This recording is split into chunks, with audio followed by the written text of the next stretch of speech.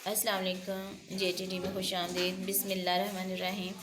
अच्छा जी, मैं आज यखनी बना रही हूँ जो कि देसी मुर्गी की। देसी मुर्गी में आपने यखनी जो बनाती हैं उसकी अच्छी तरह आपने चिकन को वॉश करना है और उसमें सिर्फ आपने साल्ट डाल देना है। आपने नमक ऐड करना है और इसके साथ जो आपने डालना है वो है हल्दी।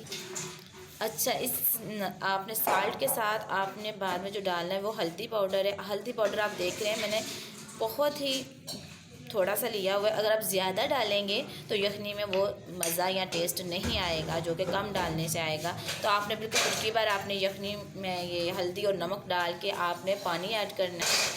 अच्छा, आपने इसमें पानी इतना ऐड करना है जिससे आपको पता हो कि हमारा गोश्त गल भी जाएगा, क्योंकि ये बहुत टाइम लेता है गलने पे, और बाद में बाकी इतना रह जाए कि जो यखनी बाकी बचे। ठीक है, ऐसा ना हो कि आप उतना पानी डालें। आपने इतना पानी डालना है कि आपका जो पानी है वो अच्छी तरह गोश्त को गालने के बाद उसका जो असर है सारा हड्डियों का और गोश्त का,